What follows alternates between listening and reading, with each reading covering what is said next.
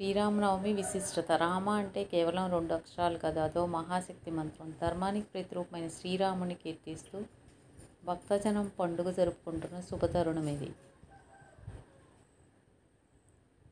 చైత్రమాసం శుక్లపక్షం నవమి బుధవారం శ్రీరామనవమి. శ్రీ మహావిష్ణువు త్రేతాయుగంలో ధర్మస్థాపన కోసం శ్రీరాముడిగా అవతరించిన జన్మే చైత్ర శుక్లపక్ష నవమి శ్రీరామనవమి.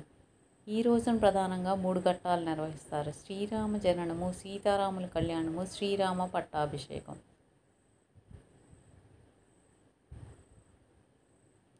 శ్రీరాముని అవతారంలో రాముడు సూర్యవంశంలో జన్మించడం, ఆయన జాతకంలో సూర్యుడు మేషంలో ఉచ్చక్షేత్రంలో ఉండటం, ఇవన్నీ ధర్మస్థాపన కోసం రామావతారం ప్రాధాన్యతను తెలుపుతున్నాయి.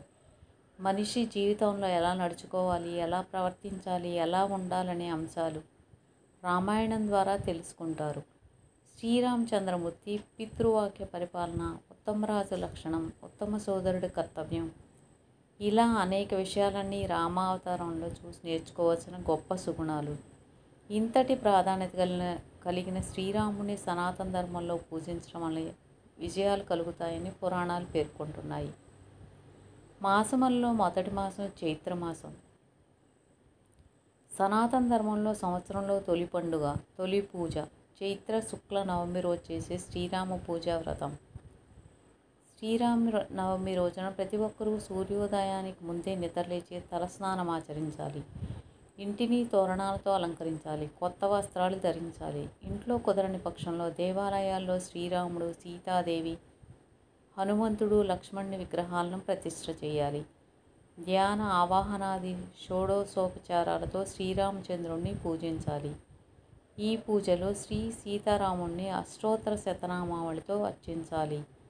ఇలా పూజించి రామచంద్రమూర్తికి ఇష్టమైన వడపప్పు, పానకాన్ని నైవేద్యంగా పెట్టి పూజ అనంతరం దాన్ని భక్తి శ్రద్ధలతో స్వీకరించాలి. ఈరోజు ఉపవాసం, జాగరణ చేయటం వలన విష్ణులోక ప్రాప్తి కలుగుతుంది. శ్రీరామనవమి రోజున రామనామస్మరణ చేయటం, రామకోటి వంటివి రాయటం వల్ల అత్యంత పుణ్యఫలం కలుగుతుందని పురాణాలు తెలుపుతున్నాయి.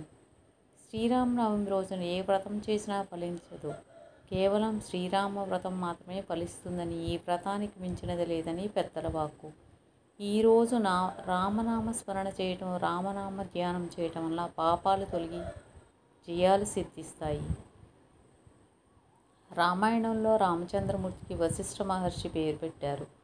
రామాయణం ప్రకారం, రామ రహస్యోపనిషత్తు ప్రకారం రామనామానికి అనేక అర్థాలు ఉన్నాయి. అందులో రమంతే యోగినో యత్ర రామ అని ఒక అర్థం, అనగా యోగీశ్వరులు భగవంతుని యందు ఆస్వాదన చెందుతారు, అతనే రాముడు అని అర్థం. రామ అనే దానికి అర్థం రాక్షసయేన మరణం యాంతి రామ, అంటే ఎవరిచే రాక్షసులు మరణించేదరో అతడే రాముడు అని. శ్రీరామనవమి రోజున రామనామ స్మరణ చేయటం అనేక రకాల పుణ్యఫలం. రామనామంను తారకమంత్రం అంటే తేలికగా దాటించేది అని అర్థం. ఏ మంత్రం చెప్పినా దాని ముందు ఓం అని, తర్వాత నమః అని ఖచ్చితంగా వాడాలి. కానీ రామనామానికి, రామ అనే మంత్రానికి ఇది వాడాల్సిన అవసరం లేదు. శ్రీరామ రామ అనుకుంటేనే విష్ణులోకాన్ని పొందవచ్చునని పురాణాలు తెలుపుతున్నాయి. పూర్వము శివుడు పార్వతీదేవికి శ్రీరామనామ గొప్పతనాన్ని తెలియజేస్తూ శ్రీరామ రామ రామేతి రమే రామే మనోరమే సహస్రనామ తత్తుల్యం రామనామ వరాన్ని అనే శ్లోకాన్ని పార్వతీదేవికి తెలియజేశారు.